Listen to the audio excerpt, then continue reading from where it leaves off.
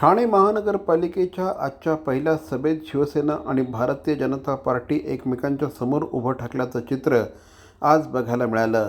आज ज्येष्ठ नगरसेविका मृणाल पेंडसे यांनी काही प्रश्न विचारले होते, त्याचप्रमाणे लक्षवेधी सूचना देखील मांडली होती। सदस्यांनी आपापली ओळख करून दिल्यानंतर प्रश्नोत्तराचा तास होईल अशी अपेक्षा होती, मात्र प्रत्यक्षात तसं न होता थेट विषयपत्रिकेला हात घालण्यात आला। भारतीय जनता पार्टीच्या मृणाल पेंडसे आणि इतरही नगरसेवकांनी या संदर्भात जोरदार आक्षेप घेतला आणि सभागृहामध्ये एकच राडा सुरू झाला। थेट उपमहापौर श्रीकृष्णा पाटील हे देखील आपलं स्थान सोडून सभागृहामध्ये उतरले आणि त्यांनी देखील अशा प्रकारच्या रुलिंगचा प्रचंड मोठ्या प्रमाणामध्ये विरोध केला। ठाणे महानगरपालिकेमध्ये काही ठराविक लोकांनाच बोलू दिलं जात आहे, इतरांना बोलू दिलं जात नाही असा आरोप यावेळेस श्रीकृष्णा पाटील यांनी केला। पहिलीच महासभा होती, सभेमध्ये विषयांतर सोडून विषय घेतला गेलेला आहे।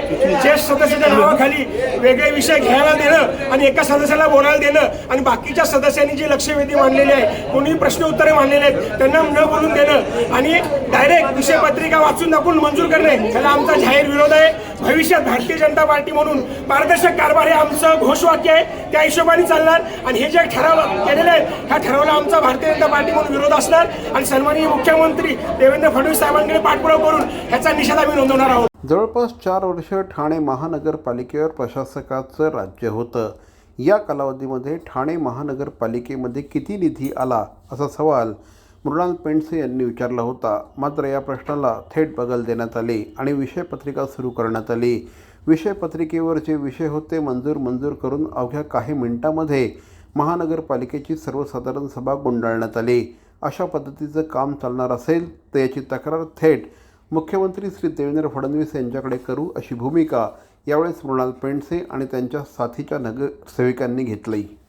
नगरसेवकांनी प्रश्न मांडण्याचा त्यांचा अधिकार आहे। अजेंड्यामध्ये आज माझे प्रश्न होते, प्रश्न उत्तराचा तास घेणं अपेक्षित होतं, पण महापौरांनी असं रुलिंग दिलं की प्रश्न उत्तर होणार नाही। आमच्या काही नगरसेवकांनी लक्षवेधी मांडल्या होत्या, तर आम्ही फक्त एवढंच सांगत होतो की लक्षवेधी काय आहेत, विषय काय आहेत तेवढं फक्त वाचून दाखवा, पण तेही सभागृहात वाचलं गेलं नाही आणि त्या सगळ्या गोंधळामध्ये सचिवांनी अक्षरशः 5 मिनिटांमध्ये जो काही अजेंडा होता तो मंजूर करून त्यांनी पूर्ण तो अजेंडा संपवला। म्हणजे या लोकांची पद्धत आहे, मागच्या टर्ममध्ये पण हेच झालं होतं आणि आता परत आजच्या पहिल्या दिवशी त्यांनी तीच दादागिरी सुरुवात केलेली आहे।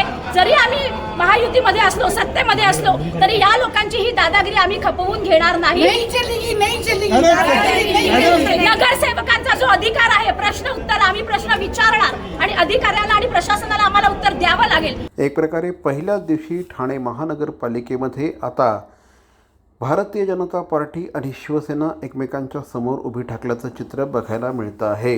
यापूर्वीच कमी जागा मिळाल्यामुळे भारतीय जनता पार्टीला झालेली जखम ही अद्यापही भळभळती आहे, हे यावरनं पुन्हा एकदा स्पष्ट होत आहे। भारतीय जनता पार्टी सत्तेत असली तरी ती चौकीदाराचंच काम करेल असं इशारा यावेळेस श्रीकृष्णा पाटील आणि मृणाल पेंडसे यांनी दिला आहे।